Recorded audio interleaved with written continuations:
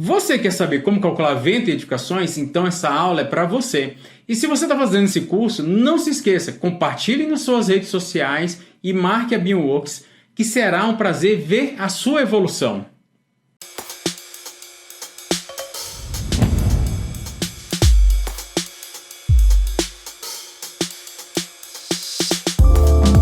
Antes de fazermos o cálculo do vento, vamos fazer uma modificação do nosso modelo e já copiar os outros pavimentos da nossa estrutura. Vamos tirar essa renderização para ficar mais simples a visualização. Rotacionar um pouco. Vamos vir aqui em cópia múltipla. Selecionar todo mundo. Dar um ESC para confirmar a seleção. E aí a gente vai colocar 6. A distância vai ser definida pelo cursor do mouse. E essa distância vai ser entre duas cópias. Vamos dar OK. E aí eu vou clicar aqui no pé do pilar. E se vocês verem, a gente vai movimentando o cursor e vai mostrando aonde vai parar nossas cópias, né? Então o que eu preciso? Eu vou lançar bem na cabeça do pilar para dar a continuidade da edificação. O se avisa que alguns dados não puderam ser copiados, são exatamente os apoios no pé dos pilares que não serão copiados entre pavimentos. Então vamos dar OK. E agora temos nossas cópias para cima. E foram copiados todos os dados, inclusive aquelas não linearidades físicas que lançamos através daquelas bandeirinhas ou flags, tá? Bom, agora se a gente der uma renderizada na nossa edificação, percebemos que tem aqui uma abertura e vamos fechar essa abertura aqui com uma placa. Então eu vou clicar aqui, ó, placa. Vai estar com os 12 centímetros que a gente utilizou o tempo todo. Vou dar OK. Por algum motivo apareceu aqui as bandeirinhas novamente, mas a gente já tira. Vou tirar a renderização. Então, como a gente vai clicar? Vamos clicar, ó, chegar aqui bem próximo, né, para não errar o ponto. Aqui.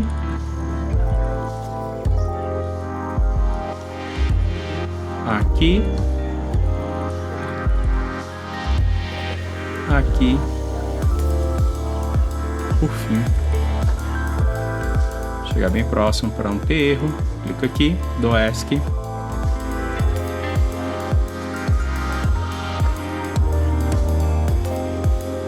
Bom, lançamos aqui a nossa laje, né? Só tem uma questão aqui na nossa laje, ela ainda não recebeu aquela questão da propriedade 2D, né? A propriedade do modificador de propriedade. Então você pode também clicar em um botão direito, copiar metadados, tá? Então clique em copiar. Se você dizer mover, você vai tirar de um para o outro. Então eu vou dizer copiar. Esse copiar serve para vários dados, apoios, articulações, essas bandeirinhas aqui com não linearidade física. Qualquer dado adicional você pode fazer essa movimentação entre elementos. Então cliquei lá em copiar. Ele já está marcando aqui para mim a laje que eu quero copiar, né? Então a laje superior, duplo clique, dou um ESC. E já temos a bandeirinha aqui também. Bom, vamos ocultar as bandeirinhas, senão elas carregam bastante a visualização. Clica aqui. OK. E tá aí. Agora sim, a gente tem toda a modelagem, né? Assim, temos que fechar essa região aqui também da escada, tá? Tirar essa renderização e fazer o mesmo procedimento. Então, placa. Deve voltar a aparecer as bandeirinhas? Não. Então, clico aqui. Clico aqui, venho até o ponto oposto, clico aqui. E aqui tem bastante coisa, né? Vamos dar uma rotacionada para ver onde que está o ponto. Tá exatamente aqui, ó. Se a gente renderizar o plano médio, devemos ter essa configuração, tá? Então eu vou marcar daqui para cá, vou fazer o isolamento. Só para ter certeza que deu tudo certo, tá? E tá aí, ó. A gente tem aqui o encontro entre as duas placas. Aqui também, ó, ficou certinho. Se quiser tirar a informação aqui dos dados adicionais, você tira, ó, só para confirmar. Então aqui, ó, são os nós entre placas, né? Aqui vai ser o nó da cabeça do pilar. E a gente vê que conseguimos fechar aqui tudo em cima, né? Bom, vamos trazer todo mundo de volta, clicando aqui. Teve uma cópia aqui, ó, que foram desses apoios. Então, eles, no caso, foram enviados, né? O que eu posso fazer? Vou ocultar esses daqui. Clicar em um. Fazer um filtro. Pegou todo mundo. Dou um del. E agora posso voltar com o pessoal. Beleza? Então esses nós aqui, esses apoios não foram copiados, mas esse daqui, mas com pequenas modificações aí ou manipulações, você consegue já trazer todo mundo de volta, tá? Então a gente está com essa estrutura final aqui já toda modelada. Claro que se a gente estivesse modelando um edifício real e tudo mais, a gente teria mais estrutura aqui para cima desse pavimento, né? Mas aqui no nosso caso é um exercício, a gente está simplificando. Aqui provavelmente você teria a casa de máquinas do elevador, poderia ter posicionamento de caixa d'água, posicionamento de equipamentos e assim vai, tá? Então aqui, se tiver no seu caso, tiver mais estrutura para cima, você vai modelar essa estrutura que está aqui em cima. Bom, feito isso daí, vamos tirar aqui a renderização. Está aí com a estrutura já basicamente toda definida. Agora sim, vamos fazer o cálculo do vento. Vamos voltar lá para o nosso material. Então, o vento, a velocidade característica do vento, VK e pressão, vocês podem ver no item 4.2 da NBR 6123.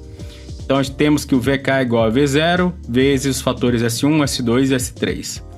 Bom, e depois que você tem o VK, você consegue obter a pressão do vento.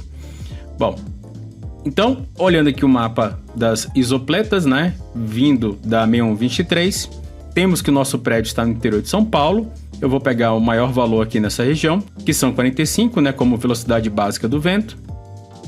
E aí, vamos começar a ver os fatores S1. Então, terrenos planos e fracamente acidentados é 1, taludes e morros a gente tem que fazer um cálculo, vales profundos e protegidos a gente tem 0,9.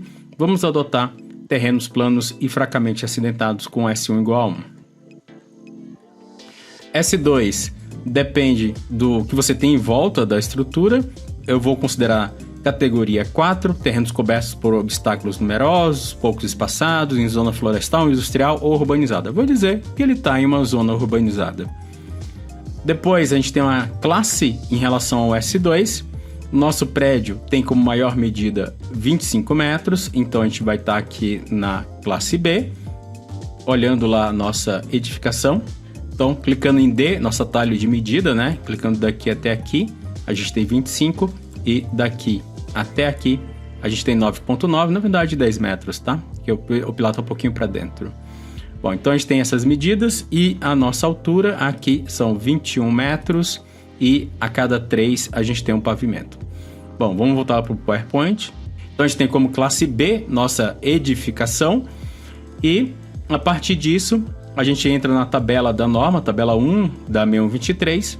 A gente vê categoria 4, classe B, a gente tem já BIP 0,85 e 0,125 e a gente também tem o nosso FR, que é 0,98, que é válido aqui para todas as categorias.